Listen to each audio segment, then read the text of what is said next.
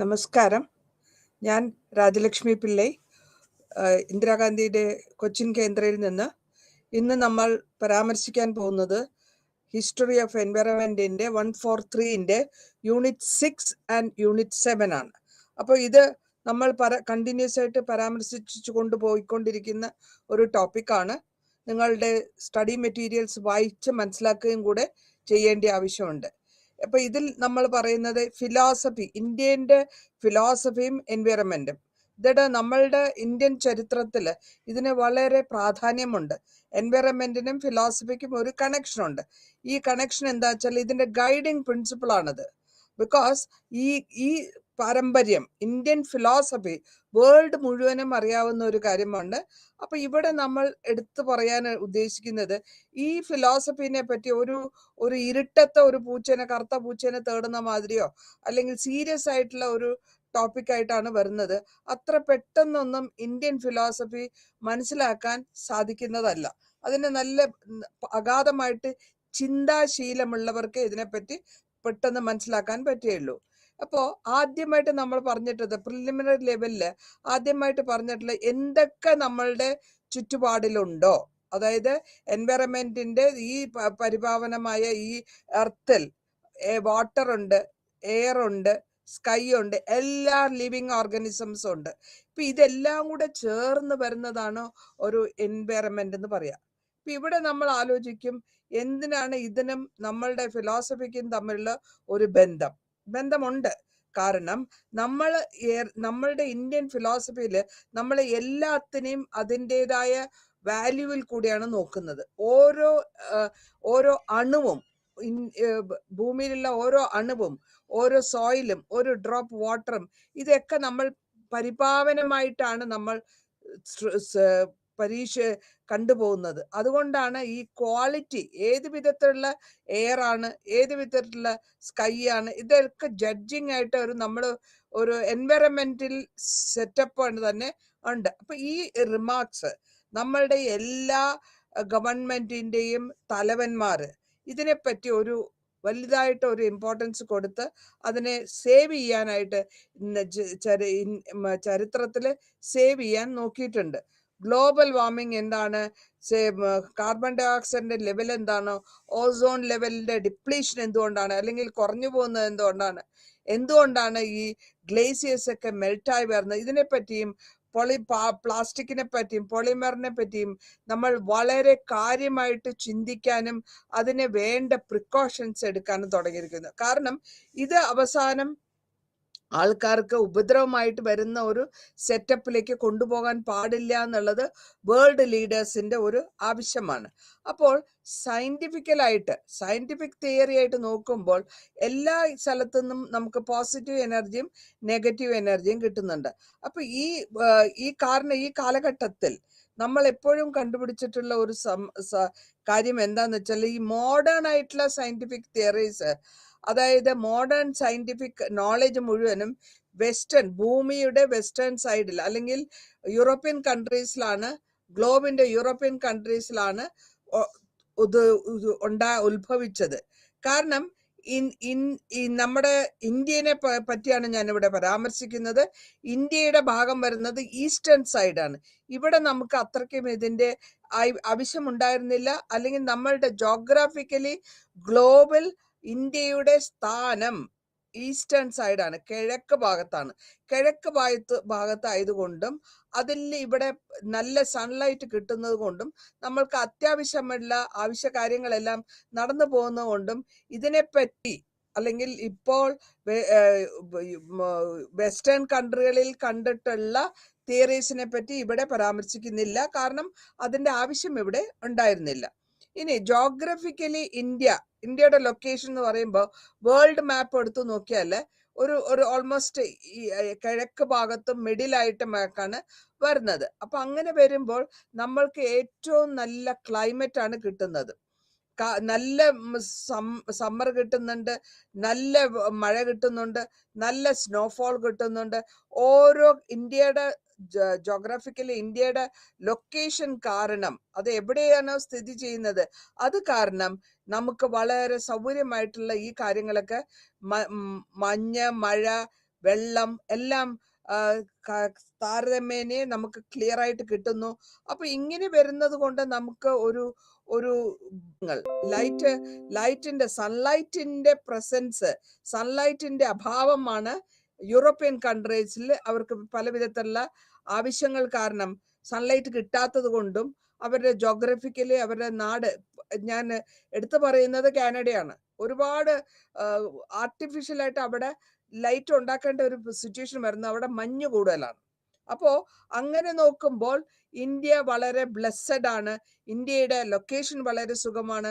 നമ്മൾക്ക് കാലാകാലങ്ങളിൽ നമ്മളുടെ ക്ലൈമറ്റ് മാറി മാറി വരുന്നു. വേണ്ട വിധത്തിലുള്ള വെള്ളം, വെളിച്ചം മുതലായവ കിട്ടുന്നു. നമ്മൾ ഈശ്വരന്റെ അനുഗ്രഹീയമായ ഒരു രാജ്യത്താണ് നമ്മൾ ജനിച്ച് വളർന്നിട്ടുള്ളത്. അതിനെപ്പറ്റി നമ്മൾ എപ്പോഴും പ്രൗഡായിട്ട് വിശ്വസിക്കാനും വിചാരിക്കാനും നോക്കുക. ഇതിന് നമ്മൾ ഇന്ത്യൻ വാല്യൂസ് എന്താ? ഇവാലുവേഷൻ ആണ്. ഓരോ ഇവാലുവേഷൻ തിയറിന്റെ ഒരു ഇവാലുവേഷൻ ഉണ്ട്. എന്തുകൊണ്ടാണ് ഗ്ലാസ് ഉണ്ടാക്കിയത്? കാരണം പുറം രാജ്യങ്ങളിൽ, വിദേശങ്ങളിൽ എന്തുകൊണ്ട് ഗ്ലാസിന്റെ ആവശ്യം വന്നു? അവിടെ കോൾഡ് വിൻസ് ഇങ്ങനെ അടിക്കും, കോൾഡ് വിൻസ് അടിക്കുന്നു. അപ്പൊ കോൾഡ് വിൻസ് അടിക്കുന്നു, അതിനെ തടുക്കാനായിട്ട് ഗ്ലാസ് ഉപയോഗിക്കാം. പിന്നെ അതേമാതിരി തന്നെ സൺലൈറ്റ്, കിട്ടുന്ന വെളിച്ചം പുറത്തേക്ക് പോകാണ്ട് അതിനെ അകത്തേക്ക് കൊണ്ടുവരാനും അവർ സൺലൈറ്റ് ഈ ഗ്ലാസ് ഇൻവെൻഷൻ ഉണ്ടാക്കി എടുക്കുകയും അങ്ങനെയാണ് ഈ ഞാൻ നേരത്തെ പറഞ്ഞ മാതിരി തന്നെ പുരാതന കാലം തൊട്ടേ വെസ്റ്റേൺ വേൾഡിലാണ് ഈ സയൻസിന്റെ എവല്യൂഷണറി ചേഞ്ചസ് മുഴുവനും ഉണ്ടായിട്ടുള്ളത്. അതേസമയം ഇന്ത്യയുടെ ആലോചനയും ഇന്ത്യയുടെ ഫിലോസഫിയും നോക്കുമ്പോൾ നമുക്ക് അതിൻ്റെ ആവശ്യമില്ല. കാരണം നമുക്ക് അതിൻ്റെതായ ബെനിഫിറ്റ് ഉണ്ട്, നമ്മളുടെ ലൊക്കേഷൻ കൊണ്ടുള്ള ബെനിഫിറ്റ് കൊണ്ട് ഇതിനെപ്പറ്റിയൊന്നും നമ്മൾ ആലോചിക്കേണ്ട ആവശ്യം വന്നില്ല. പക്ഷെ അതേസമയം നമ്മൾ ഫിലോസഫിക്കൽ തിങ്കിങ്ങിലാണ് കൂടുതൽ പോയിട്ടുള്ളത്. എന്താണ് നമ്മുടെ ഫിലോസഫി? നമ്മുടെ ഫിലോസഫി എന്ന് പറയുന്നത് നമ്മുടെ ഐഡിയോളജിയാണ്. ഓരോ മനുഷ്യനും അയാളുടെ കുടുംബം, അയാളുടെ സൊസൈറ്റി, അയാൾ ജീവിക്കുന്ന സൊസൈറ്റി, അയാളുടെ കമ്മ്യൂണിറ്റി, അങ്ങനെയാണ് നമ്മൾ കൂടുതലായിട്ടും കുടുംബത്തിന്റെ സ്നേഹം, കുടുംബത്തിന്റെ ഐഡിയോളജിയിലാണ് ഇന്ത്യൻ ചരിത്രത്തിൽ. അതുകൊണ്ടാണ് ഇന്ത്യൻ നേഷൻ തന്നെ ഇത്രത്തോളം വേൾഡ് വൈഡ് ആയിട്ട് നിൽക്കുന്നത്. കാരണം പുറം രാജ്യങ്ങളിൽ അവർക്ക് ഫാമിലി ലൈഫിന് വളരെ സാധ്യത കുറവാണ്. ഫാമിലി ലൈഫിന് അത്രയും ഇമ്പോർട്ടൻസ് കൊടുക്കുന്നില്ല. അല്ലെങ്കിൽ സൊസൈറ്റി ലൈഫിന് ഉണ്ട്, സൊസൈറ്റി ലൈഫ് ഉണ്ട്, ഇല്ല ഞാൻ പറയുന്നില്ല. പക്ഷെ നമ്മളുടെ സൊസൈറ്റി ലൈഫ് എന്ന് പറഞ്ഞാൽ ഒരു കണക്ഷൻ ഉണ്ട്, പരസ്പരം കണക്ട് ചെയ്ത് കുടുംബങ്ങൾ തമ്മിൽ കണക്ട് ചെയ്ത് ആ ഐഡിയോളജിയിലാണ് നമ്മളുടെ കുട്ടികളും നമ്മളും ഗവൺമെന്റ് ഒക്കെ വളർന്നു വരുന്നത്. ഇത് ഏത് തരത്തിലുള്ള ഗവൺമെന്റ് ആയാലും, ഓട്ടോക്രസി ആയാലും, ഡിക്റ്റേറ്റർഷിപ്പ് ആയാലും, ഡെമോക്രസി ആയാലും ഈ ഐഡിയോളജി വേണം. അപ്പോഴേ അത് കൺട്രിയുടെ അല്ലെങ്കിൽ രാജ്യത്തിന്റെ പുരോഗതിക്ക് ആവശ്യമായിട്ട് വരുന്ന ഒരു കാര്യമാണ്. അത് നമ്മൾ മനസ്സിലാക്കി വേണം മുന്നിലേക്ക് പോകാൻ. ഇനി ഈ ഫിലോസഫി, ഐഡിയോളജി, എൻവയറമെന്റ്, ഇത് മൂന്നും കൂടെ എങ്ങനെ ബന്ധപ്പെട്ട് വരുന്നു? ഈ മൂന്നും കൂടെ എങ്ങനെയാണ് ബന്ധപ്പെട്ട് വരുന്നതെന്ന് വെച്ചാൽ, നമ്മൾക്ക് നമ്മളുടെ ഐഡിയോളജി, നമ്മളുടെ philosophy, Indian philosophers are great philosophers. ആ ഇന്ത്യൻ ഫിലോസഫിയിൽ മെർജായി പോയിട്ടുള്ളതാണ്. അപ്പൊ നമ്മളുടെ ഫിലോസഫി എന്ന് പറയുമ്പോൾ നമ്മൾക്ക് ഒരു ചെറിയൊരു കൺഫ്യൂഷൻ ഉണ്ടാകും. എന്താണ് ഇപ്പൊ ഇത്ര പ്രത്യേകിച്ച് പറയാനുള്ളത്? നമ്മളുടെ പെർസെപ്ഷൻ അനുസരിച്ച് നോക്കിയാൽ ഒരാളുടെ ആറ്റിറ്റ്യൂഡ് എന്തായിരിക്കും, ആ ആറ്റിറ്റ്യൂഡ് വെച്ചിട്ടായിരിക്കും ആ മനുഷ്യന്റെ അല്ലെങ്കിൽ ആ ഗ്രൂപ്പിന്റെ ബിഹേവിയർ വരിക. അപ്പൊ അങ്ങനെ ബിഹേവിയർ വരുമ്പോൾ നമ്മൾ അറിയാണ്ട് തന്നെ ചില കാര്യങ്ങൾ ചെയ്തു പോകുന്നുണ്ട്. അതും പ്രത്യേകിച്ച് ഇതിന്റെ സംബന്ധം ഇവിടെ വരുന്നത് എൻവയറമെന്റില് എങ്ങനെയെന്ന് വെച്ചാൽ, നമ്മള് എല്ലാത്തിനെയും നമ്മളുടെ ഇന്ത്യൻ ഋഗ്വേദത്തിൽ തന്നെ വെള്ളത്തിനെ പ്യൂരിഫിക്കേഷൻ ആയിട്ട് കാണുന്നു. അഗ്നി എല്ലാ കർമ്മങ്ങളിലും അഗ്നിദേവനുണ്ടാവും, തീ ഉണ്ടാവും, എയർ ഉണ്ടാവും, വാട്ടർ ഉണ്ടാവും, സ്കൈ ഉണ്ടാവും. അപ്പൊ ഇങ്ങനെ എല്ലാത്തിനും നമ്മൾ ആദ്യകാലങ്ങൾ തൊട്ട് ഇതിനെ കണക്ട് ചെയ്താണ് നമ്മൾ ഫിലോസഫി കൊണ്ടുവന്നിട്ടുള്ളത്. അതായത് ഇന്ത്യൻ ഫിലോസഫിയിലുള്ള കാര്യങ്ങളാണ് ഞാൻ പറയുന്നത്. അപ്പൊ നമ്മളിവിടെ അങ്ങനെ ഒരു മനസ്സാന്തരമായിട്ട് തന്നെ ആരംഭം തൊട്ട് തന്നെ എൻവയറമെന്റുമായിട്ട് ലിങ്ക് ചെയ്ത് കൊണ്ടതുകൊണ്ട് ഫിലോസഫിക്ക് വളരെ സൗകര്യമായിട്ട് ഓരോരുത്തരുടെ പെരുമാറ്റത്തിൽ കൂടെ അത് കാണാനും പറ്റും. ഇനി എന്തൊക്കെയാണ് പ്രോബ്ലംസ്, എൻവയറമെന്റൽ പ്രോബ്ലംസ് എന്തൊക്കെയാണെന്ന് വെച്ചാൽ, ഈ ഞാൻ നേരത്തെ പറഞ്ഞു വാട്ടർ, കടലിലുള്ള വെള്ളത്തിന്റെ പൊക്കം റൈസ് ചെയ്ത് വരുന്നു, കാർബൺ കൂടുതലാവുന്നു, ഡിപ്ലീഷൻ, ഓസോൺ ലെവൽ, ഭൂമിയെ ചുറ്റിയുള്ള ഓസോൺ ലെയർ വരുന്നു, അതിൽ ഓട്ട വീഴുന്നു, പിന്നെ കണ്ടാമിനേഷൻ, എല്ലാ വാട്ടർ ബോഡീസിലും കണ്ടാമിനേഷൻ വരുന്നു, എയർ വാട്ടറിന്റെയും പെർസെൻറ്റേജ് 70-80 എന്നുള്ള പെർസെൻറ്റേജ് കുറഞ്ഞു വരുന്നു, പൊല്യൂഷൻ വരുന്നു. എന്തുകൊണ്ട് പൊല്യൂഷൻ ആവുന്നു? ആൾക്കാർ കൂടുതലാവുന്നുണ്ട്, ആൾക്കാർ അതേമാതിരി പൊല്യൂട്ട് ചെയ്യാൻ തുടങ്ങുന്നത്. വെള്ളത്തിലെ പൊല്യൂഷൻ ഉണ്ട്, എയറിലെ പൊല്യൂഷൻ ഉണ്ട്. എന്തിനാ പറയുന്നത്? കുറച്ച് കഴിഞ്ഞ് കഴിഞ്ഞാൽ ഈ കാരണം എയറൊക്കെ പൊല്യൂഷൻ ആകാൻ കാരണം ട്രാഫിക്കാണ്. റെഗുലർ ആയിട്ട് ഒരുപാട് ട്രാഫിക് വരുന്നു, ഒരുപാട് പ്ലാസ്റ്റിക്സ് വരുന്നു, കാർബൺ ഡൈ ഓക്സൈഡ് പുറത്തു വിടുന്നു, മരങ്ങളെ വെട്ടി വീഴ്ത്തുന്നു. അപ്പോൾ അത് കാർബൺ ഡൈ ഓക്സൈഡ് എടുക്കാൻ മരങ്ങൾ ഇല്ലാണ്ട് വരുന്നു. അപ്പൊ അങ്ങനെ പ്രോബ്ലംസ് കൂടി വരികയാണ് നമ്മളുടെ എൻവയറമെന്റിൽ. ഇതില് നമ്മൾ എന്താ ചെയ്യേണ്ടത് വെച്ചാൽ, പോളിത്തീൻ, പ്ലാസ്റ്റിക്, സയൻസിന്റെ വലിയൊരു ഇൻവെൻഷൻ ആണ് പ്ലാസ്റ്റിക്. ഈ പ്ലാസ്റ്റിക് ബേൺ ചെയ്ത് കഴിഞ്ഞാലും പോയ്സണസ് ഗ്യാസ് വരും. ഭൂമിയിൽ ബറി ചെയ്താലും അത് വർഷങ്ങളോളം കഴിഞ്ഞാൽ ഡീകമ്പോസ് ആവില്ല. അങ്ങനെ ഡീകമ്പോസ് ആയാൽ തന്നെ അത് വെള്ളം വാട്ടർ ടേബിളിൽ മിക്സ് ആയി കഴിഞ്ഞാൽ അതിന്റെ ആ അംശം വെള്ളത്തിൽ കൂടെ വന്നു കഴിഞ്ഞാൽ നമ്മൾക്ക് അത് അൺഫിറ്റ് ആണ്, ശരീരത്തിനും എൻവയറമെന്റിനും രണ്ടിനും തെറ്റാണ്. അപ്പൊ അതുകൊണ്ടാണ് നമ്മൾ ഇന്ത്യൻ ഫിലോസഫിയിൽ വളരെ കെയർഫുൾ ആയിട്ട് നമ്മൾ പണ്ട് തൊട്ടേ ഇലകളാണ് ഉപയോഗിച്ചുകൊണ്ടിരുന്നത്. ഈ യാഗത്തിനും പൂജയ്ക്കൊക്കെ ഇലയിലാണ് കൊടുക്കുക. അപ്പൊ പ്രസാദങ്ങൾ ഇലയിൽ കൊടുക്കുമ്പോ ഇല വാഴേന്റെ ഇല കുറച്ച് കഴിഞ്ഞാൽ ഡീകമ്പോസ് ആയി പോകും. പ്ലാസ്റ്റിക് ഒന്നും ഉണ്ടായിരുന്നില്ല. ഇനി ഫോറസ്റ്റും ഇന്ത്യൻ ഫിലോസഫിയും തമ്മിലുള്ള ബന്ധം എന്താണ്? ഫോറസ്റ്റിൽ നമ്മൾ പണ്ട് കാലങ്ങളിൽ തന്നെ 3 തരത്തിലുള്ള ഫോറസ്റ്റിനെ പറ്റി വേദാസിൽ പറയുന്നുണ്ട്. തപോവന, മഹാവന, ശ്രീവന. തപോവന എന്ന് പറഞ്ഞാൽ അവിടെ തപസ് ചെയ്യാൻ പോകുന്ന ആൾക്കാരാണ്. സന്യാസിമാരെ, രാജാവ്, പ്രിൻസ് സാധാരണമായിട്ട് പോയിട്ട് അവരെ കാണാനും സന്യാസിമാരെ കാണാനും അവരുടെ അഡ്വൈസ് ചോദിക്കാൻ പോകുന്ന അതാണ് തപോവനം. തപോ എന്ന് വെച്ചാൽ മെഡിറ്റേഷൻ ചെയ്യുക, അല്ലെങ്കിൽ അതിനെ അവര് സന്യാസിമാര് മെഡിറ്റേഷൻ ചെയ്ത് അവർക്ക് കിട്ടുന്ന ജ്ഞാനത്തിനെ അവര് ബാക്കിയുള്ളവർക്ക് പകർന്നു കൊടുക്കുന്നു. മഹാവാന എന്ന് പറയുമ്പോഴത്തേക്ക് അവിടെ വലിയ വലിയ മരങ്ങളും വലിയ വലിയ ആനിമൽസും വലിയ വലിയ ട്രീസും ഒക്കെ ഉള്ള സ്ഥലങ്ങളാണ്. അവിടെ വന്യജീവികൾ കൂടുതലായിരിക്കും മഹാവനയില്.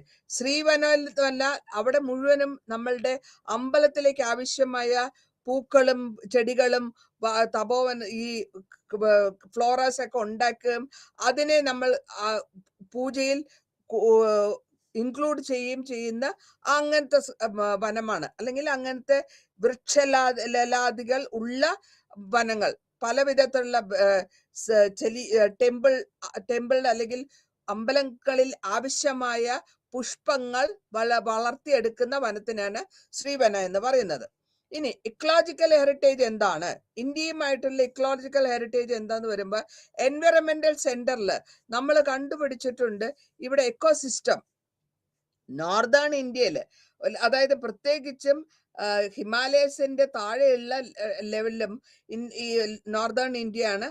അവിടെ നമ്മൾ വളരെ ഗ്രോവ്സ് എന്ന് വെച്ചാൽ ഈ ആവശ്യമായ അമ്പലങ്ങളിലേക്ക് പള്ളികൾക്ക് ആവശ്യമായ ചെടികൾ വളർത്തുന്ന ഗ്രോവ്സ് എന്നാണ് പറയുക, സേക്രഡ് ഗ്രോവ്സ്.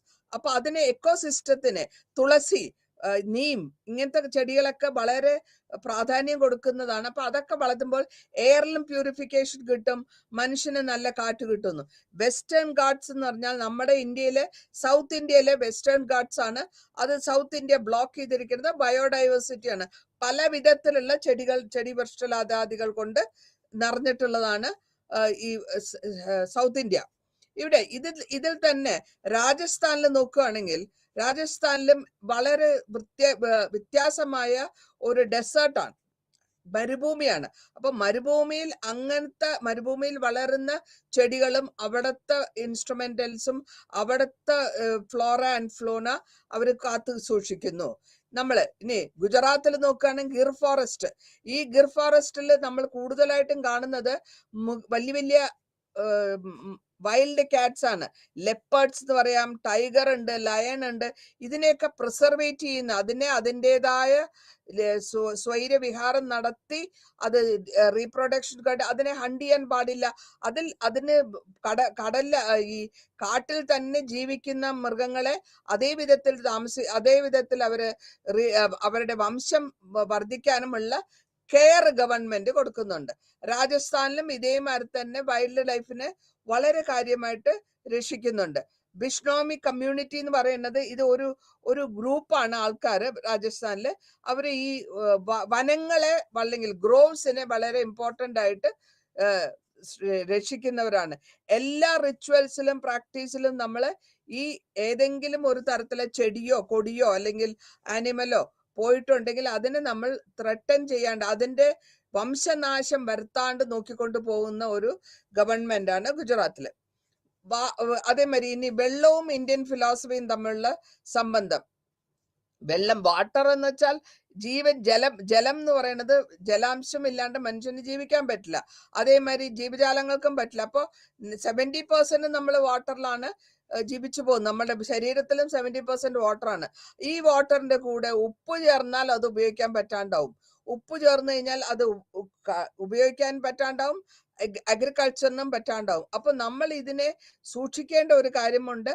നമ്മൾ ആ കാലഘട്ടത്തൊക്കെ നമ്മളുടെ ആൾക്കാര് എല്ലാവരും കിണറുകളും വാട്ടർ ടേബിളിലും ഭൂമിയുടെ അടിയിലുള്ള വാട്ടർ ടേബിളിനെ സർഫസിലുള്ള വാട്ടർ ടേബിളിനെയും ഒപ്പം രക്ഷിച്ചു കൊണ്ടുപോകണം എന്നുള്ള ഒരു മെത്തേഡിലാണ് ഇന്ത്യൻ ഫിലോസഫി പറഞ്ഞിട്ടുള്ളത്.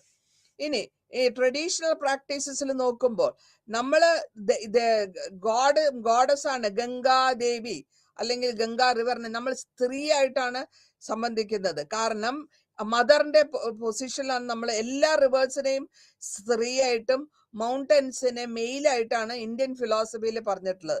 അപ്പോ പ്രൊട്ടക്ഷൻ തരുന്ന മൗണ്ടൻസും വെള്ളവും ജലവും തന്ന് അല്ലെങ്കിൽ ജീവൻ തരുന്ന ജലം, അതാണ് ആ മദറിന്റെ സ്ഥാനം അവിടെ കൊടുത്തിട്ടുള്ളത്. അപ്പൊ ഇങ്ങനെ വരുമ്പോൾ ഈ മൗണ്ടൻസ് പ്രൊട്ടക്ഷൻ ചെയ്യുന്നത് കൊണ്ട് നമ്മൾക്ക് പല വിധത്തിലുള്ള സീസൺസ് കിട്ടുന്ന, ഗ്രീഷ്മം, ശീതം, വർഷ, ശരത്, ഇങ്ങനെ മാറി മാറി അതിന്റെ ഈ മൗണ്ടൻ റേഞ്ചസ് പ്രൊട്ടക്ഷൻ ചെയ്യുന്നതുകൊണ്ട് നമുക്ക് എല്ലാ വിധത്തിലുള്ള സമയാസമയങ്ങളിൽ അതാത് സമയങ്ങളിൽ നമ്മൾക്ക് നമ്മളുടെ സീസണൽ ചേഞ്ചസ് മാറി മാറി വരുന്നു.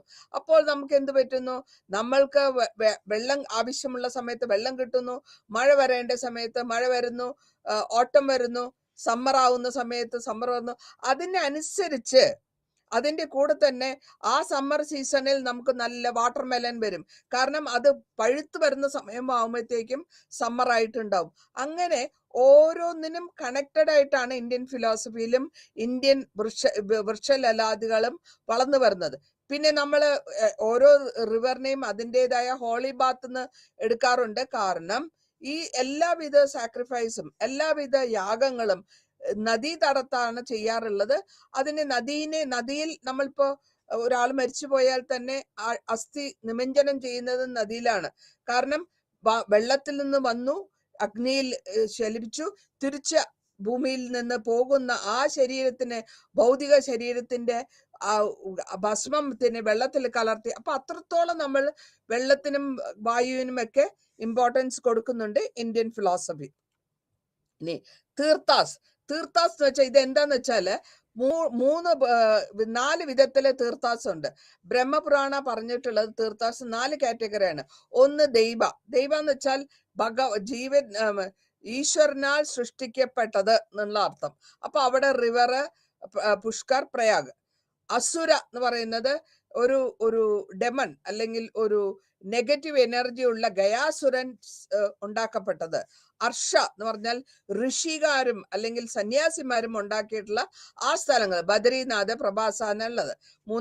നാലാമത്തായിട്ട് മനുഷ്യനായിട്ട് ക്രിയേറ്റ് ചെയ്തിട്ടുള്ള ആൻസിസ്ട്രൽ ഹെറിറ്റേജ്, പുരു, മനു, അതിൽ നിന്നാണ് നമ്മൾ വളർന്നത്. മനുവിന്റെ വംശരാണ് നമ്മൾ എന്നുള്ളതാണ് നമ്മളുടെ വിശ്വാസം. ഈ വേദിക് സാക്രിഫൈസ് എല്ലാം ചെയ്യുന്നതും ഇതിനെ തീർത്ഥാസിലായിട്ടും നമ്മൾ വെള്ളത്തിനെ കണക്ട് ചെയ്തിട്ടാണ് ചെയ്യുക. വള്ളത്തിനെ കണക്ട് ചെയ്തിട്ടാണ് എല്ലാ യാഗങ്ങളും ചെയ്യുന്നത്. അപ്പൊ അതേമാതിരി തന്നെ ദാനം, ഓരോരുത്തരും ദാനം ചെയ്യുന്നുണ്ട്. ദാനം ചെയ്യാനും ആ തീർത്ഥങ്കരയിലാണ് ചെയ്യുന്നത്. ഇനി ഇന്ത്യൻ ഫിലോസഫിയും ലേക്കുകളും തമ്മിലുള്ള കണക്ഷൻ എന്താ വെച്ചാല്, ഈ വരുന്ന വെള്ളം, പുതുവെള്ളം, മഴ പെയ്യുന്ന വെള്ളങ്ങൾ, ഈ വെള്ളമൊക്കെ വന്ന് അടിഞ്ഞു കിടക്കുന്നത് ഈ ലേക്കുകളാണ് അല്ലെങ്കിൽ തടാകങ്ങളിലാണ്. ഇതിന് നമ്മൾ വെള്ളം ഡെയിലി ആവശ്യത്തിന് ഉപയോഗിക്കുക മാത്രമല്ല ചെയ്യുന്നത്, നമ്മളുടെ വാട്ടറിന്റെ അല്ലെങ്കിൽ വാട്ടർ ടേബിളിന്റെ റിപ്ലേഷിങ്, ഓരോ സമയത്ത് മഴ വരുമ്പോൾ അടിയിൽ വെള്ളം പോയി നിൽക്കുന്നുണ്ട്. അപ്പോ ഇവിടെ തന്നെ നമ്മൾ പറയുന്നു, രാഷ്ട്രകൾ മാനസരോവറിന്റെ അടുത്തുള്ള അവിടെ നിന്ന്, ആ ലേക്കിൽ നിന്നാണ് ഗംഗാ നദി തുടങ്ങുന്നത് തന്നെ മാനസരോവർ ലേക്കിൽ നിന്ന്, ലേക്കായിട്ട് വന്നിട്ട് അവിടെ നിന്ന് താഴോട്ട് ഒഴുകി വരികയാണ് ചെയ്യുന്നത്. ഇത് രാക്ഷസൽ എന്ന് പറയുന്നത്, ഇവിടെ ഇവിടെ എന്താണ് ഇതിന്റെ പ്രത്യേകത എന്താ വെച്ചാല്, രാവണൻ ഓരോ തലയും, രാവണൻ ശിവദേവന്റെ അടുത്ത് പ്രാർത്ഥിക്കുകയും പ്രത്യേകമായിട്ട് പവർ വേണ്ടി പ്രാർത്ഥിക്കുന്നു.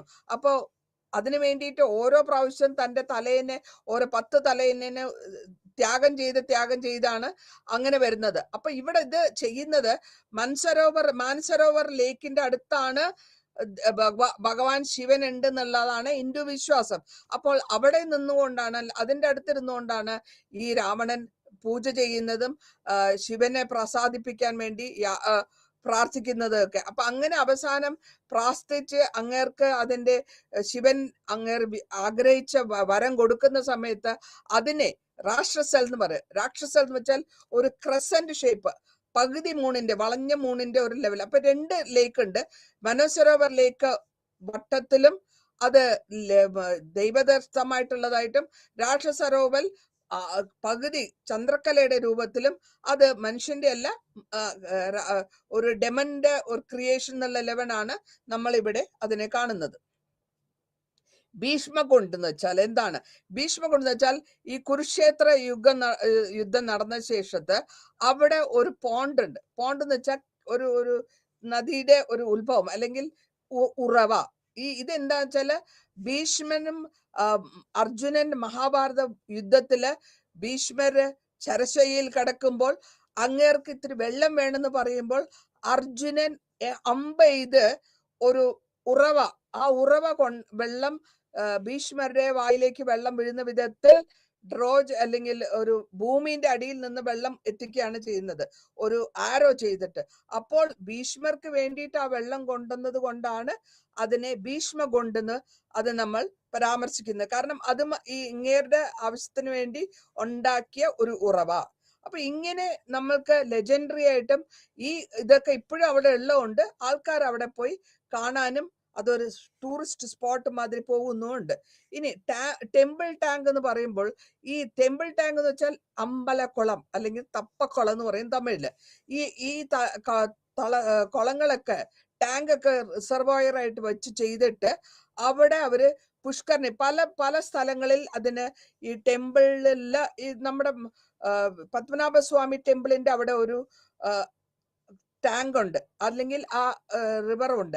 അതിലായിരിക്കും ഇവിടെ ആറാട്ടിന് കൊണ്ടുവന്ന് സ്വാമീന്റെ ഇത് കൊണ്ടുവന്ന് മുക്കുന്നത്. അങ്ങനെയാണ്. അപ്പൊ പല സ്ഥലത്തും ഇതിന് പല വിധത്തിലാണ് പേര് വരുന്നത്.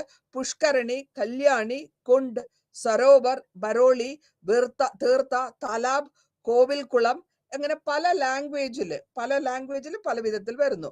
അപ്പൊ ഇതിനൊക്കെ മെഡിക്കൽ പ്രോപ്പർട്ടീസ് കൂടി ഉണ്ട്. മാത്രമല്ല ഈ ടെമ്പിൾ കുളത്തിനുള്ള വെള്ളം അവര് പുറത്തെടുത്ത് കൊണ്ടുപോകാറില്ല.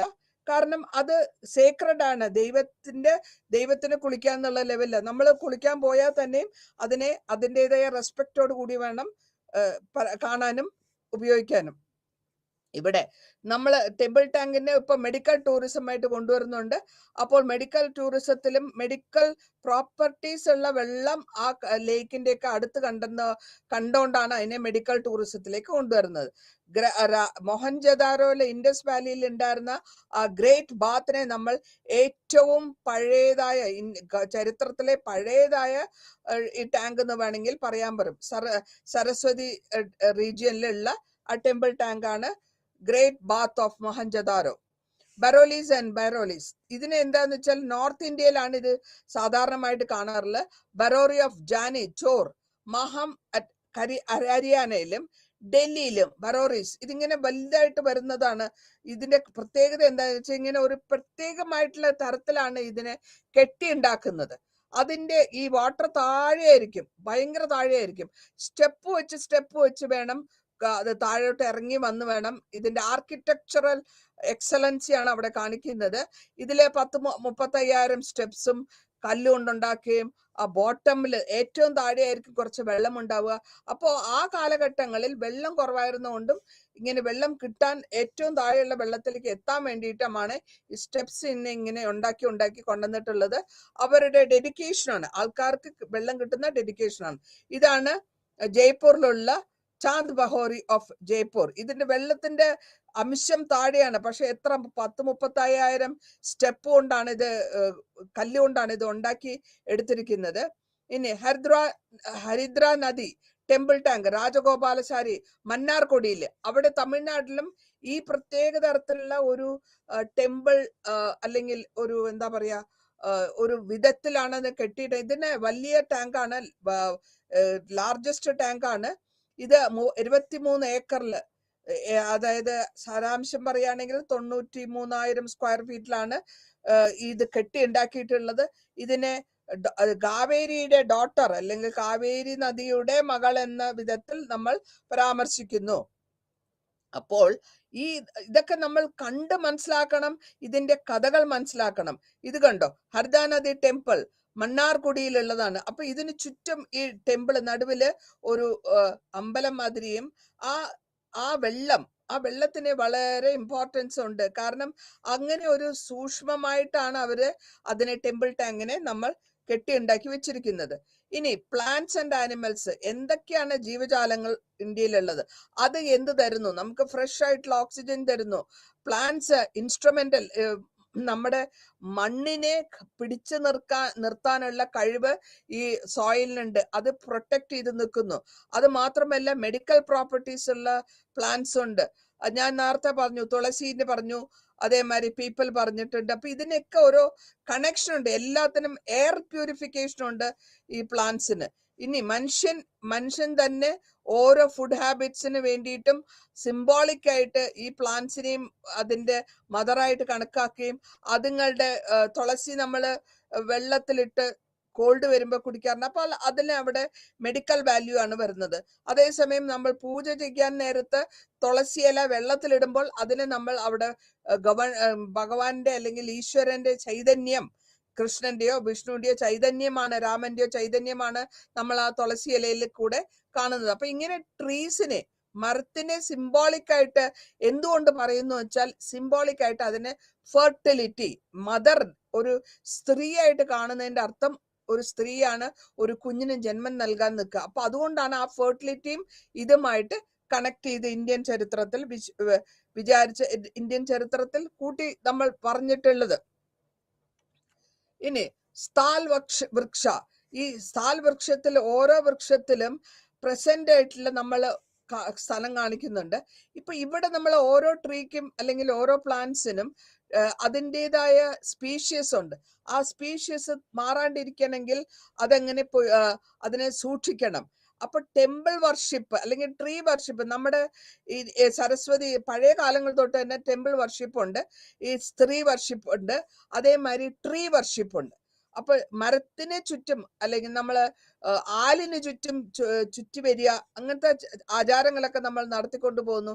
എന്തിനാന്ന് വെച്ചാൽ നമ്മൾ ഇതിൽ ഒരു ദൈവാംശം കാണുന്നു, അല്ലെങ്കിൽ ഇതിൽ നമ്മൾ കണക്ഷൻ, ആ പർട്ടിക്കുലർ ആയിട്ടുള്ള മരത്തിനെയും ദൈവത്തെയും കണക്ട് ചെയ്താണ് നമ്മൾ പോകുന്നത്.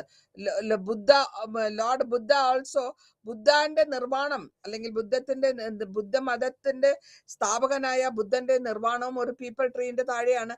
അതേമാതിരി കൃഷ്ണനും അവസാന സമയത്ത്, മരണസമയത്ത് പീപ്പിൾ ട്രീന്റെ താഴെ ഉണ്ടായിരുന്നു എന്ന് നമ്മൾ പറയുന്നു. അപ്പോൾ ഈ സ്ഥാൽ വൃക്ഷ, ഓരോ സ്ഥാനത്തിന്റെ വൃക്ഷത്തിന് നമ്മൾ എത്രത്തോളം ഇമ്പോർട്ടൻസ് ഇന്ത്യൻ ഫിലോസഫിയിൽ കൊടുത്തിട്ടുണ്ടെന്ന് നിങ്ങൾ മനസ്സിലാക്കാൻ ശ്രമിക്കണം. ഇതാണ് അശ്വത്ഥ എന്ന് പറഞ്ഞാൽ, ഈ മരം, ഇതിന്റെ പേര് സാൻസ്ക്രിറ്റ് വേർഡാണ് അശ്വത്ഥ.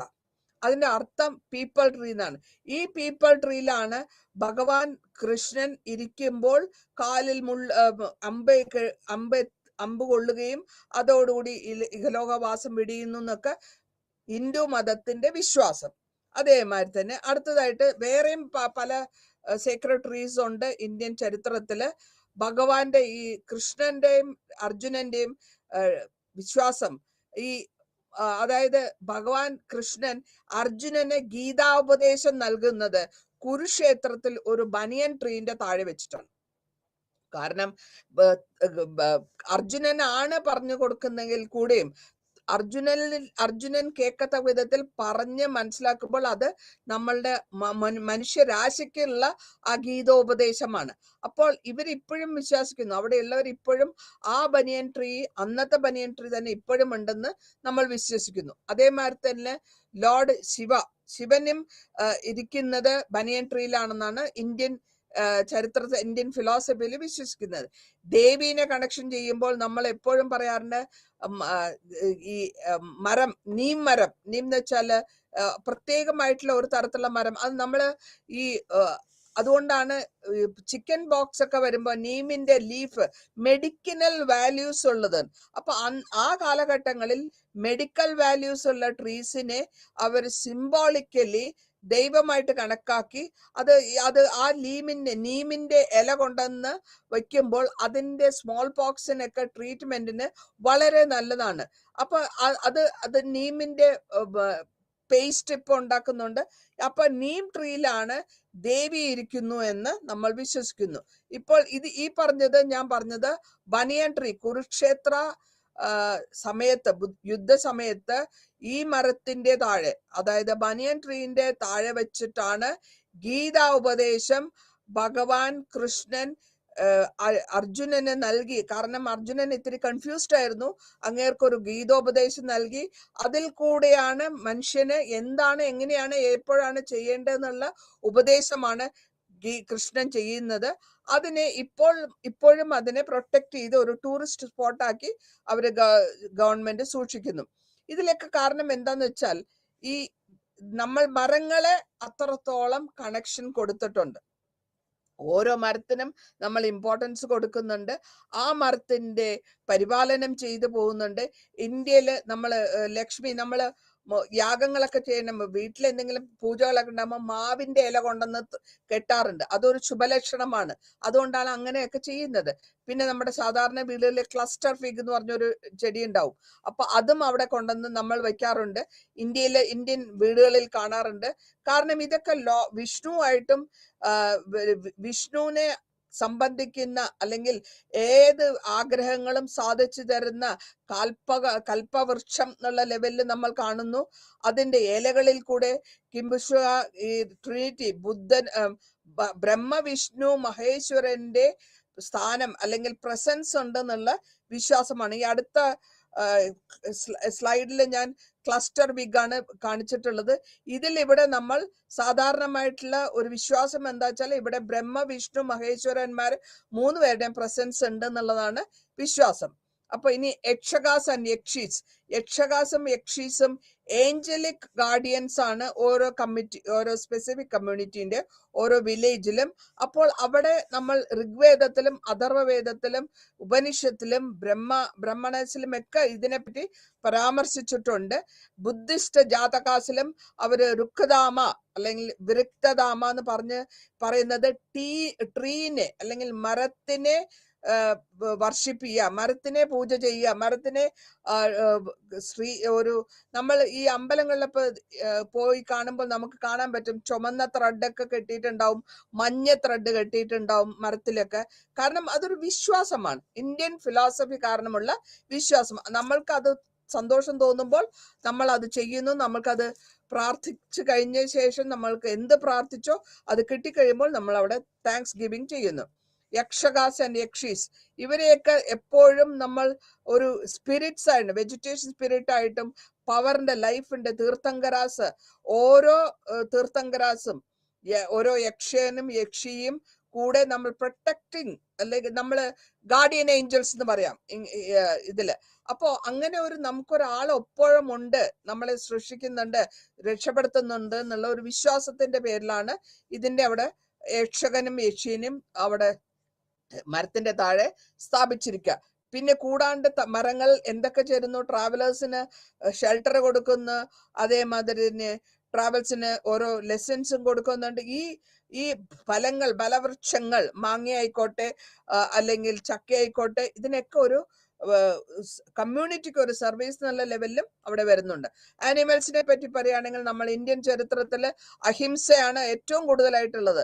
ഓരോ ആനിമലെയും നമ്മൾ കൊന്നു തിന്നാൻ ഉദ്ദേശിക്കുന്നില്ല, അതിനെ അതേസമയം പരാമർശിച്ചു പോകുന്നു, അതിനെ പ്രൊട്ടക്ട് ചെയ്തു പോകുന്നു. അതുകൊണ്ടാണല്ലോ അഹിംസ, നോൺ വയലൻസ് നമ്മളുടെ ഹിന്ദുയിസത്തിൽ അത്രത്തോളം ഉള്ളത് കൊണ്ടാണ് ഗാന്ധിജി, അവരും വിഷ്ണു മതക്കാരാണ്, അതിന്റെ കണ്ടിന്യൂഷൻ ആയിട്ട് നോൺ വയലൻസ് അഡോപ്റ്റ് ചെയ്ത് ഇന്ത്യനെ ഫ്രീഡം കിട്ടിയതും. അതേമാതിരി തന്നെ ജൈനിസത്തിലും അവരെ ഒന്നും കൊല്ലാനോ അനിമൽ ഹിംസ അവർ പാടില്ല. നടക്കുന്ന സ്ഥലത്തൊക്കെ അവർ അടിച്ചു വാരിക്കൊണ്ടാണ് നടക്കുന്നത്. കാരണം ഒരു ചെറിയ എറുമ്പിനെ കൂടെ കൊല്ലാൻ പാടില്ല എന്നുള്ള വിശ്വാസമാണ്. ഇപ്പൊ ഇത്രത്തോളം അവർ അത്രയും നമ്മുടെ ജൈനമതവും ഹിന്ദുമതവും ജൈനമതം ബുദ്ധമതം കണക്ട് ചെയ്ത് പോകുമ്പോൾ നമ്മളുടെ ക്രീച്ചേഴ്സ് സർവത്തിലും നമ്മൾ ഭഗവാന്റെ അല്ലെങ്കിൽ അഹിംസയിൽ കൂടെ നമ്മൾ നമ്മളുടെ ബർത്തിനെ അല്ലെങ്കിൽ റീബർത്തിനെ പ്യൂരിഫിക്കേഷൻ ചെയ്ത് പോവുക എന്നുള്ളതാണ് ഇന്ത്യൻ ഫിലോസഫി. ആ ഇന്ത്യൻ ഫിലോസഫിയിൽ കൂടെ നമ്മൾ എന്തൊക്കെയാണ് പഠിക്കുന്നത്? ട്രൂത്ത് ആയിട്ടിരിക്കണം, സിൻസിയർ ആയിട്ടിരിക്കണം, ദാനം ചെയ്യണം, മെഡിറ്റേഷൻ ചെയ്യണം. ഇങ്ങനെ 5 വെർച്യൂസ് ഒക്കെ നമ്മൾ വളരെ കാര്യമായിട്ട് പഠിക്കുന്നുണ്ട്. അതുകൊണ്ടാണ് ഇന്ത്യൻ ഫിലോസഫിക്ക് വേൾഡിൽ ഇത്രയും ഇമ്പോർട്ടൻസ്. ഇനി ഇതിൽ അടുത്ത ചാപ്റ്ററിൽ നമ്മൾ പറയുന്നത് ഇതിന്റെ തന്നെ കണ്ടിന്യൂഷൻ ആയിട്ടുള്ള ഒരു ചാപ്റ്റർ ആയിരിക്കും വരിക. അപ്പോ ഇവിടെ കൺസർവേഷൻ ആണ്. ഇവിടെ കൺസർവേഷൻ നോക്കുന്നത് എന്താ വെച്ചാൽ വർഷങ്ങളോളം ഇതിനെയൊക്കെ നമ്മൾ എത്രത്തോളം പ്രൊട്ടക്ട് ചെയ്ത് കൊണ്ടുപോയി. ഈ നമ്മളുടെ ഹിസ്റ്ററിയിൽ പറഞ്ഞിട്ടുള്ള പല യുഗങ്ങളിൽ, ആ യുഗങ്ങളിൽ നിന്ന് ആന്ത്രോപോളജി മനുഷ്യരാശിനെ പറ്റിയുള്ള പഠിക്കല്, പാലിയോളജിയിലും ഇതിലൊക്കെ നമ്മൾ എൻവയറമെന്റൽ എത്രത്തോളം നശിച്ചു അല്ലെങ്കിൽ എത്രത്തോളം ഡീഗ്രഡേഷൻ വന്നു, എന്തുകൊണ്ടെന്ന് വന്നു. അപ്പോൾ മനുഷ്യൻ ഉപയോഗിക്കാൻ തുടങ്ങിയല്ലോ, മനുഷ്യന് ഫയർ കണ്ടുപിടിക്കുകയും ആ ഫയറിൽ കൂടെ മോഡിഫിക്കേഷൻ ഉണ്ടാക്കുകയും കോൺസെൻട്രേഷൻ പോപ്പുലേഷൻ കൊണ്ടുവന്നു. കൂടുതൽ പോപ്പുലേഷൻ വരുന്നു. കൂടുതൽ പോപ്പുലേഷൻ വന്നു കഴിഞ്ഞപ്പോഴത്തേക്കും മനുഷ്യരാശിയിലെ ഈ എൻവയറമെന്റൽ അല്ലെങ്കിൽ ഈ വേൾഡിൽ ഉള്ള സാധനങ്ങൾ കൂടുതലായിട്ട് ഉപയോഗിക്കപ്പെടുന്നു. അപ്പോൾ ഉപയോഗിക്കപ്പെട്ടു വരുമ്പോഴാണ് അതവിടെ എക്സ്റ്റിങ്ക്റ്റ് ആയി പോവുക. പിന്നെ നമ്മൾ എന്താ ചെയ്തതെന്ന് വെച്ചാല് ഈ ആനിമൽസിനെയും പ്ലാന്റ്സിലേക്ക് നമ്മൾ ഡൊമസ്റ്റിക്കേറ്റ് ചെയ്ത് നമ്മളുടെ ആവശ്യത്തിനുള്ള ലെവലിൽ നമ്മളുടെ വിധിയിൽ കൂടെ അതിനെ വളർത്തിക്കൊണ്ടുവരികയാണ് ചെയ്യുന്നത്. ഇനി സസ്റ്റൈനബിലിറ്റി വരുമ്പോഴത്തേക്കും എത്രത്തോളം നമുക്ക് സസ്റ്റെയിൻ ചെയ്യാൻ പറ്റും, ആ ഓരോരുത്തരുടെയും ആവശ്യത്തിനനുസരിച്ചിട്ടുള്ള വെള്ളങ്ങളും സസ്റ്റെയിൻ ചെയ്ത് കൊണ്ടുപോവുക, എത്രത്തോളം ഫ്യൂച്ചറിലേക്ക് സേവ് ചെയ്ത് വെക്കാൻ പറ്റും. അപ്പൊ സസ്റ്റൈനബിലിറ്റിയും നമ്മൾ സൂക്ഷിക്കേണ്ട കാര്യമുണ്ട്. അല്ലെങ്കിൽ അടുത്ത വരുന്ന രാശിക്ക് ഈ നേച്ചറിൽ ഒന്നുമില്ലാണ്ടായി പോകും. അപ്പോൾ അതുകൊണ്ടാണ് നമ്മൾ വനമഹോത്സവം ഒക്കെ നടത്തിക്കൊണ്ടു പോകുന്നത്. കാരണം ഇതിൽ കൂടെ ഒരു മരം വലുതായി വലിയൊരു മരമായിട്ട് വരണമെങ്കിൽ വർഷങ്ങളും യുഗങ്ങളും എടുക്കുന്നുണ്ട്. അപ്പോൾ അത് നമ്മൾ നഷ്ടപ്പെടുത്താൽ അതിനെ തിരിച്ചു കൊടുക്കണം, നേച്ചറിലേക്ക് തിരിച്ചു കൊടുക്കണം എന്നുള്ളത് നമ്മളുടെ ഒരു നിർബന്ധമാണ്. പിന്നെ അതിനെ പ്രോത്സാഹിപ്പിക്കുക, വളർത്താൻ വേണ്ട കാര്യങ്ങൾ ചെയ്തു കൊടുക്കുക, എത്രത്തോളം നമ്മൾക്ക് പ്രൊട്ടക്ട് ചെയ്ത് പോകാൻ പറ്റുമോ അത് ചെയ്യണം എന്നുള്ളതാണ് ഇന്ത്യൻ കൾച്ചറിന്റെയും ഇന്ത്യൻ ഫിലോസഫിന്റെയും മെയിൻ ആയിട്ടുള്ള ഉദ്ദേശം. ഇനി ഇവിടെ എത്തിക്സ് എന്തുകൊണ്ടാണ് ഈ ബ്രിട്ടീഷുകാരുടെ വരവിന് മുമ്പ്, നമ്മളിപ്പോ ഹിസ്റ്ററിയാണ് പഠിക്കുന്നത്, ഹിസ്റ്ററി ഓഫ് എൻവയറമെന്റ് ആണ്. അപ്പോൾ ഹിസ്റ്ററിക്കും എൻവയറമെന്റിനും തമ്മിലുള്ള കണക്ഷൻ എന്തുകൊണ്ടാണ് ഇതിന് ഇങ്ങനെ ഒരു തോന്നൽ വന്നത്, എന്തുകൊണ്ട് നമ്മൾ പ്രൊട്ടക്ട് ചെയ്യണം, എന്തുകൊണ്ട് റെസ്റ്റോർ ചെയ്യണം, എന്തുകൊണ്ട് കൺസർവ് ചെയ്യണം, ഒരു മനുഷ്യരാശിയുടെ തന്നെ കൺസർവേഷൻ എന്ന് വെച്ചാൽ പരിപാലിക്കുക, അടുത്ത ഫ്യൂച്ചറിൽ ആൾക്കാർക്ക് വേണ്ടി, മനുഷ്യന് വേണ്ടി പരിപാലിച്ച് സ്ഥിരമായിട്ട് നിർത്തുക. റെസ്റ്റോറേഷൻ എന്ന് വെച്ചാൽ എന്തെങ്കിലും മരങ്ങൾ ചീത്തയായി പോയിട്ടുണ്ടെങ്കിൽ അതിനെ തിരിച്ചു കൊണ്ടിരിക്കാൻ നോക്കുക. അപ്പൊ ഇതൊക്കെ ഉണ്ടാക്കി വെച്ചിരുന്നാൽ മാത്രമേ അടുത്ത യുഗങ്ങളിൽ വരുന്ന ആൾക്കാർക്ക് ഉപയോഗിക്കാൻ പറ്റുള്ളൂ. അപ്പൊ ഇതൊക്കെ നമ്മൾ എങ്ങനെയാണ് ചെയ്തതെന്നുള്ളതാണ് ഈ ലെസന്. അതായത് ഇന്ത്യയിൽ എന്തുകൊണ്ട് ബ്രിട്ടീഷുകാരുടെ കാലഘട്ടത്തിൽ ഇതിനെ എങ്ങനെ ചെയ്തിരുന്നു, അതാണ് ഈ ലെസണിൽ നമ്മൾ പരാമർശിക്കുന്നത്. ഇവിടെ നമ്മൾ നേരത്തെ പറഞ്ഞിരുന്നു, ഞാൻ പറഞ്ഞു ഫോറസ്റ്റ് ഡിപ്പാർട്ട്മെന്റ് ഉണ്ടാക്കി. ഫോറസ്റ്റ് ഡിപ്പാർട്ട്മെന്റ് ഫസ്റ്റ് ഇൻസ്പെക്ടർ ആണ് ബ്രാൻഡീസ്. അപ്പോ first inspector general of forest ആണ്. അപ്പൊ അങ്ങേരുടെ ഉദ്ദേശം എന്താന്ന് വെച്ചാൽ സേക്രഡ് ആയിട്ടുള്ള ഗ്രോവ്സ് അല്ലെങ്കിൽ ഗാർഡൻസ് ഉണ്ടാക്കുക. അത് ഈ ഇന്ത്യയിൽ നിന്നും തിരിച്ച് നശിച്ചു പോകാണ്ടിരിക്കാൻ വേണ്ട പ്രവർത്തികൾ ചെയ്യുക. അതാണ് അങ്ങേരുടെ മെയിൻ ആയിട്ടുള്ള ഉദ്ദേശം. ആ ബ്രിട്ടീഷ് ടൈമിൽ അങ്ങേര് ചെയ്തിരുന്നു. അപ്പൊ എങ്ങനെയാ ചെയ്തെന്ന് വെച്ചാല് ഒരു എക്കോളജിക്കൽ അഡോപ്ഷൻ ആണ് എടുക്കുന്നത്. കൺസർവേഷൻ, ഒരു മനുഷ്യനെ അല്ലെങ്കിൽ ഒരു മരത്തിനെ കൺസർവ് ചെയ്യാന്ന് വെച്ചാൽ പ്രൊട്ടക്ട് ചെയ്യുക, വളർത്തിക്കൊണ്ടുവരിക, നശിപ്പിക്കാണ്ടിരിക്കുക. ഇതൊക്കെ പ്രത്യേകതരമായിട്ടുള്ള ഒരു ആൾക്കാരുടെ അല്ലെങ്കിൽ ഒരു കാസ്റ്റിന്റെ ഡ്യൂട്ടീസ് ആയിരുന്നു. അവരെ കൂടെ കൂട്ടിക്കൊണ്ടാണ് ഈ കാര്യങ്ങളൊക്കെ ഇങ്ങനെ ചെയ്തു വരുത്തിയിട്ടുള്ളത്. ഇനി എങ്ങനെ ചെയ്തു അണ്ടർസ്റ്റാൻഡ് ചെയ്യണം. ആദ്യം ഇന്ത്യൻ ഹിസ്റ്ററിയിൽ അണ്ടർസ്റ്റാൻഡ് ചെയ്യണം എന്തുകൊണ്ടാണ് നമ്മളുടെ നാവിഗേഷൻ ടൈമിൽ, അതായത് വേൾഡ് ലോകത്തിൽ ഒരു ലിങ്കേജ് വരുന്നു. ബ്രിട്ടീഷ് കാലഘട്ടത്തിൽ ഗ്ലോബലായിട്ട് അവര് നാച്ചുറൽ ഡൈവേഴ്സിറ്റി പോസിബിൾ ആണ് സമയത്ത്. ഇംഗ്ലീഷുകാർ ഇവിടെ വരാനുള്ള കാര്യം തന്നെ അവർക്ക് കോട്ടന് വേണ്ടിയിട്ടാണ്. അവർ എങ്ങനെ വന്നു? നാവിഗേഷൻ ഉപയോഗിച്ച് മരങ്ങൾ അവര് കപ്പൽ വഴി കടൽ വഴി വന്നു. അപ്പൊ അവിടെ കണക്ഷൻ വന്നു, ഗ്ലോബലായിട്ട് കണക്ഷൻ വന്നു, ആ ഡൈവേഴ്സിറ്റി വന്നു. എന്തുകൊണ്ട് അവർ വന്നു? വെസ്റ്റേൺ കൺട്രിയില് സയന്റിഫിക് ഡെവലപ്മെന്റ് അല്ലെങ്കിൽ എന്താ പറയാ ഇൻഡസ്ട്രിയൽ റവല്യൂഷൻ തുടങ്ങി 18th സെഞ്ചുറിയിൽ. അപ്പോൾ ആ ഇലക്ട്രിക് ഇൻഡസ്ട്രിയൽ റവല്യൂഷൻ തുറന്നുകൊണ്ടാണ് പ്രത്യേകമായിട്ടും നമ്മൾ പറയുന്നുണ്ട് ടെക്സ്റ്റൈൽ ഇൻഡസ്ട്രീസിലാണ്. അപ്പോൾ അവരുടെ നാട്ടിൽ ഈ പ്രത്യേകതരമായ ഈ കോട്ടൺ ഇല്ലാത്തത് കൊണ്ട് അവർ നാടുനീളെ എൻക്വയർ ചെയ്യുമ്പോൾ ഈജിപ്തിലും ഇന്ത്യയിലും ഒക്കെ, അതായത് ട്രോപ്പിക്കൽ ക്ലൈമറ്റ് ഉള്ള സ്ഥലത്തെ നമുക്കത് കണ്ടുപിടിക്കാൻ പറ്റുള്ളൂ ഈ കോട്ടൺ. അപ്പൊ അപ്രീസിയേഷൻ ചെയ്തിട്ട് എവിടെ കിട്ടുന്നു. പിന്നെ ഒരു കാര്യം എന്ന് വെച്ചാല് നമ്മൾ സയൻസിന്റെ ഡെവലപ്മെന്റില് ഭൂമിയുടെ രൂപം അല്ലെങ്കിൽ നമ്മൾ വെള്ളത്തിൽ കൂടെ ട്രാവൽ ചെയ്താൽ തിരിച്ച് എവിടെ നിന്ന് തുടങ്ങുന്നോ ആ ഷേപ്പ് ഓഫ് ദ എർത്ത് അതിനെ പ്യൂരിഫൈ ചെയ്ത് അതിനെ എസ്റ്റാബ്ലിഷ് ചെയ്യണം എന്നുള്ള ഒരു കാര്യം കൂടെ ഉണ്ടായിരുന്നു. അപ്പൊ ഇങ്ങനെയാണ് നമ്മളുടെ ഈ സയൻസിന്റെ ഡെവലപ്മെന്റ് കൊണ്ട് നേച്ചറിലും അതേമാതിരി നേഷനിലും രണ്ടിലും അത് ഇൻഫ്ലുവൻസ് ആയിട്ടുണ്ട്.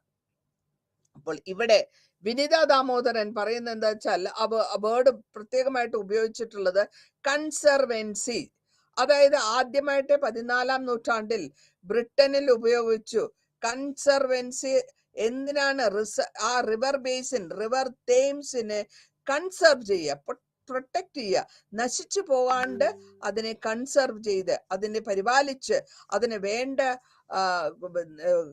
ശ്രമമെടുത്ത് ഗവൺമെന്റ് അതിന് വേണ്ട വിധത്തിലുള്ള കാര്യങ്ങൾ ചെയ്ത് ആ റിവറിന്റെ തേംസിന്റെ ഭംഗിയോ അല്ലെങ്കിൽ തേംസിലുള്ള വാട്ടർ പൊല്യൂഷൻ വരാണ്ടിരിക്കാൻ ചെയ്തതും 14ാം നൂറ്റാണ്ടിൽ. അതേമാതിരി തന്നെ ഇവിടെയും നമ്മൾ ചെയ്യുന്നുണ്ട്. അപ്പോ ഇവിടെ ചാൾസ് ഡാർവിൻസിന്റെ തിയറി, അപ്പോ ചാൾസ് ഡാർവിൻസിന്റെ തിയറി പ്രകാരം ഓരോന്നും വലുതായി വരുന്നു, വളരുന്നു. അപ്പോൾ ഇത് കുറെ സമയമെടുക്കും. വളരെ സമയം കൊണ്ടാണ് ഈ ഡാർവിൻസ് തിയറിനെ പ്രാക്ടിക്കലി മനസ്സിലാക്കി കൊടുക്കുന്നത് ആൾക്കാർക്ക്. നേച്ചറിലെ മൃഗങ്ങളും ആനിമൽസും എല്ലാം യൂണിവേഴ്സൽ ലോസ് പഠിച്ച് മനസ്സിലാക്കി വന്നിട്ടുള്ളവരാണ് സയന്റിസ്റ്റുകാർ. ആ സയന്റിസ്റ്റ് എന്താ പറഞ്ഞ് മനസ്സിലാക്കുന്നത്? ഹ്യൂമൻസിന്റെ ക്രിയേഷൻ ആണ് കൾച്ചറും സിവിലൈസേഷനും. ഏത് വിധത്തിലാണോ മനുഷ്യൻ പരസ്പരം ഇന്ററാക്ഷൻ ചെയ്യുന്നത്, അങ്ങനെയാണ് ആ സിവിലൈസേഷൻ അവിടെ വരിക. അവരുടേതായ പ്രത്യേകതരമായ ഒരു കൾച്ചറും വരുന്നുണ്ട്. അപ്പോൾ ആ കൾച്ചറും സിവിലൈസേഷനും തമ്മിൽ ബന്ധമുണ്ട്. അതുകൊണ്ടാണ് ആ കാലഘട്ടത്തിൽ ഉണ്ടായിട്ടുള്ള റിവർ വാലി സിവിലൈസേഷൻ എല്ലാം നോക്കിയാലും ഏകദേശം ഒരേമാതിരി തന്നെയായിരിക്കും. ഇനി നമ്മൾ കൺസർവേഷനിൽ ഇത്രയും തന്നെ പറഞ്ഞു. യൂറോപ്പിലും കൺസർവേഷൻ ഉണ്ടായിരുന്നു. അതിനെ റെസ്റ്റോറേഷൻ എന്ന് പറയും, തിരിച്ചു വെക്കുക എന്നുള്ളതാണ്. ഇതിൽ കൂടെ കാണുമ്പോൾ വളരെ വളരെ ഒരുപാട് ലേക്സ് ഉണ്ടാക്കുന്നുണ്ട്. ലേക്സിനെ എല്ലാ വിധത്തിലുള്ള അക്വാറ്റിക് പൊല്യൂഷൻസ്, അക്വാറ്റിക് സിസ്റ്റംസ് ഉണ്ടാക്കി മാക്സിമം അതിനെ ഗ്രേസിൽ കൊണ്ടുവരുന്നുണ്ട്. ഇവിടെ നമ്മൾ US ഒരു പ്രത്യേകതരം 72 അമേരിക്കയില് അവർ പബ്ലിക് പാർക്ക്, യെല്ലോ സ്റ്റോൺ എന്ന് പറഞ്ഞ ഒരു പബ്ലിക് പാർക്ക് ഉണ്ടാക്കുകയും അതിൽ വഴി അതിനെ രക്ഷിക്കാൻ ശ്രമിക്കുകയും ചെയ്തു.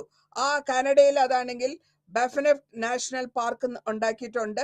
അതേമാതിരി 14 യൂറോപ്പിലും നോർത്ത് അമേരിക്കയിലും ഇതൊക്കെ കൊണ്ടിരിക്കുകയും ചെയ്യുന്നുണ്ട്. ഇപ്പൊ ഞാൻ പിക്ചർ കൊടുത്തിട്ടുണ്ട്, യെല്ലോ സ്റ്റോൺ പാർക്ക്. ഇത് USA നാച്ചുറൽ ആയിട്ടുള്ള അതിന്റെ പ്രൊട്ടക്ഷൻ കൊടുക്കുക. ഈ പാർക്കിൽ ഇവരെ പ്രൊട്ടക്ഷൻ ചെയ്ത് വന്നിരിക്കുന്നത് കൺസർവേഷൻ ആണ്. അതിനെ അതിൻ്റെതായ വിധത്തിൽ കൺസർവ് ചെയ്ത് കൊണ്ടുപോവുക. അപ്പൊ അതിന്റെ ചെടികളും കൊടികളും എല്ലാം അതിൻ്റെതായ നാച്ചുറൽ ആയിട്ടുള്ള ലെവൽ അത് വളർന്നു വരും. നല്ല വിധത്തിൽ റിമൂവൽ ചെയ്യാൻ പാടാണ്ട് പോവുക. ഇനി ഇത് കാനഡയിലാണ്. ഇതിന്റെ ആ നാച്ചുറൽ സീനറിയും ആ നാച്ചുറൽ ആയിട്ടുള്ള ബെനിഫിറ്റും മനസ്സിലാക്കിക്കൊണ്ട് വേണം അതിനെ വളർത്താൻ. ഇത് 1910 യുണൈറ്റഡ് സ്റ്റേറ്റ്സിൽ ഒരു കൺസർവേഷൻ ഓർഗനൈസേഷൻ ഉണ്ടാക്കി.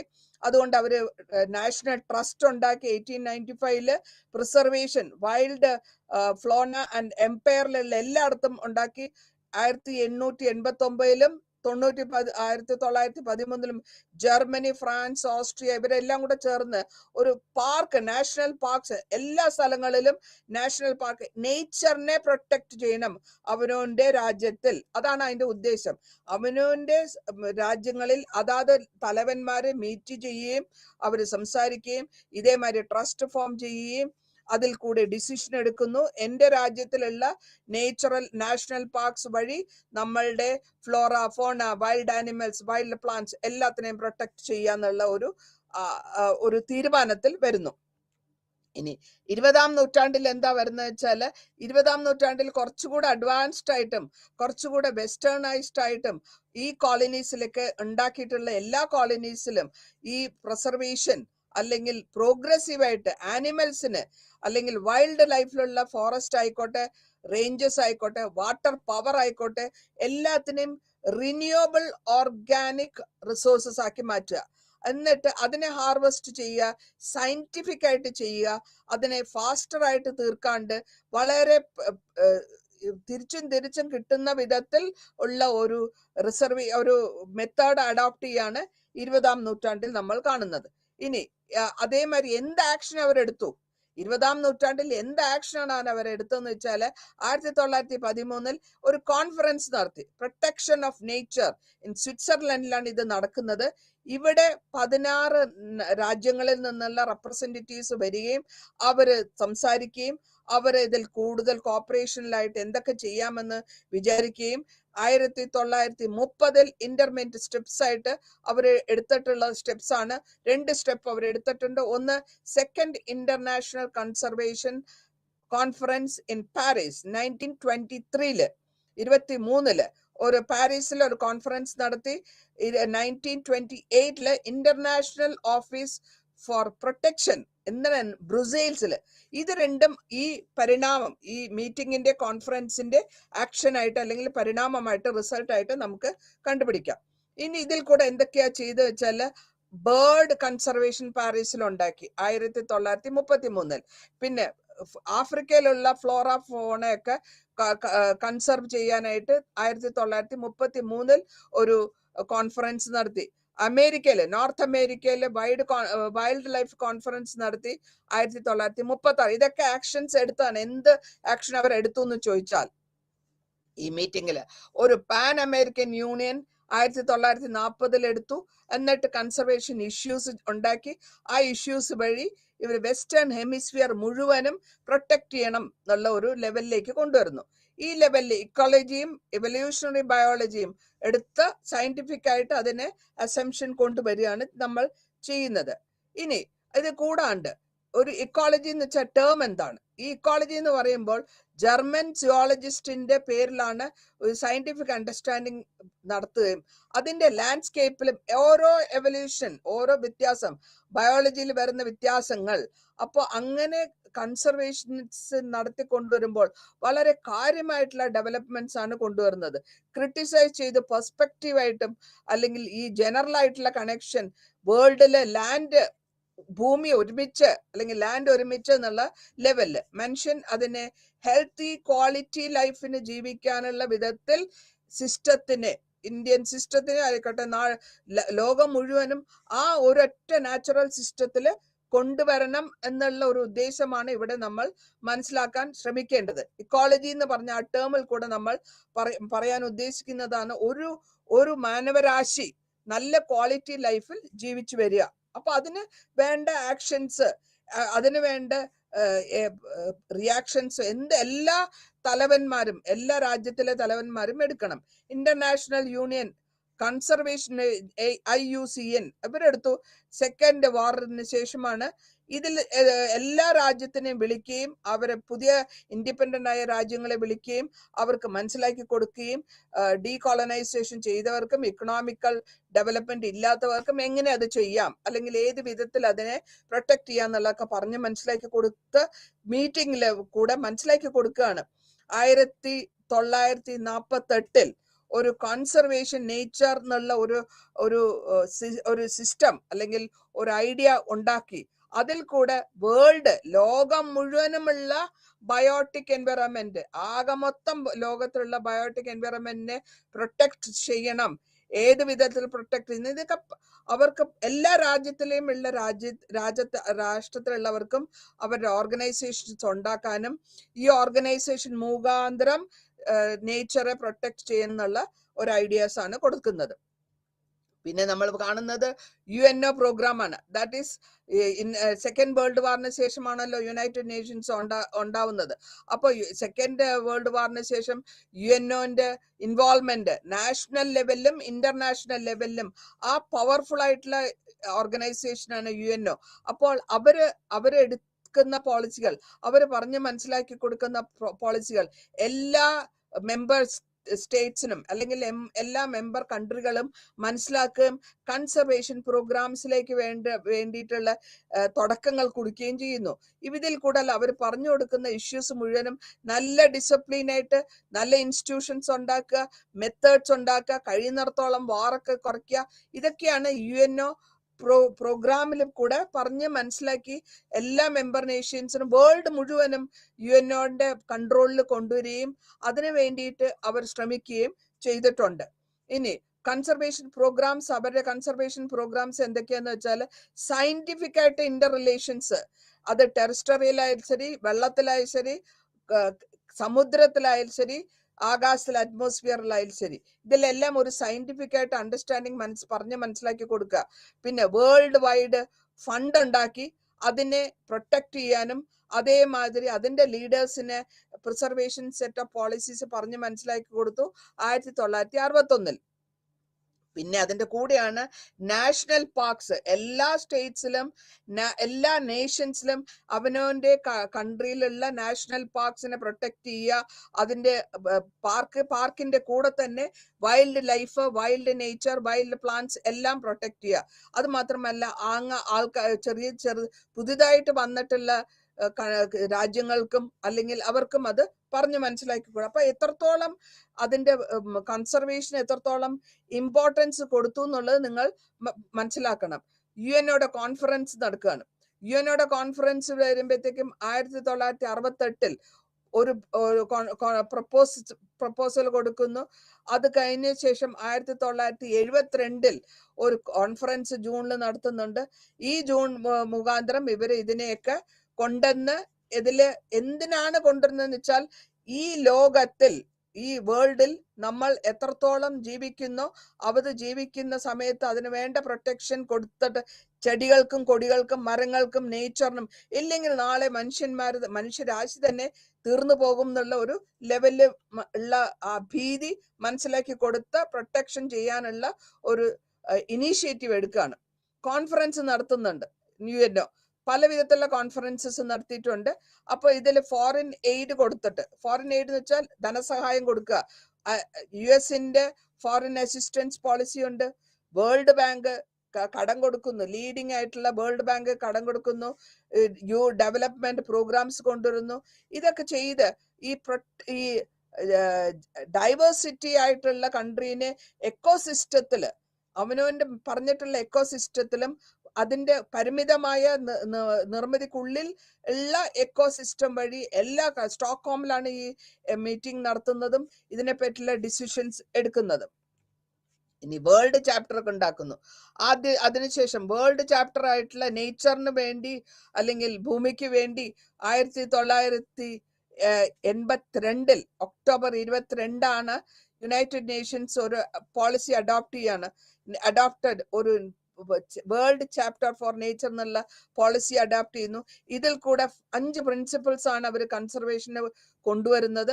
ആ കൺസർവേഷൻ എന്താന്ന് വെച്ചാൽ ഹ്യൂമൻ എഫക്റ്റിംഗ് നേച്ചർ അത് ചെയ്യാൻ പാടില്ല, അല്ലെങ്കിൽ അതിനെ ഇങ്ങനെ കൊണ്ടുപോകാൻ പാടില്ല എന്നുള്ള ഒരു പോളിസിയിലേക്കും നേച്ചറിനെ നമ്മൾ റെസ്പെക്ട് ചെയ്യണം.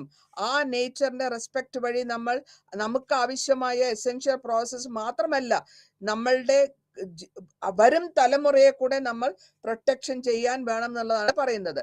ജനറ്റിക് ആയിട്ട് എർത്തിലുള്ള കാര്യങ്ങൾ കോംപ്രമൈസ് ചെയ്യാണ്ട് പോപ്പുലേഷൻ നോക്കുക, അതേമാതിരി വൈൽഡ് ആയിട്ടും ഡൊമസ്റ്റിക്കേറ്റഡ് ആയിട്ടുള്ള ആനിമൽസിന്റെയും അതിന്റെ സർവൈവല്, അവർക്ക് വേണ്ടുള്ള ഹാബിറ്റാറ്റ്സ്, അവരുടെ സേഫ് ഗാർഡ്, ഇതൊക്കെ ചെയ്തു കൊടുക്കുക.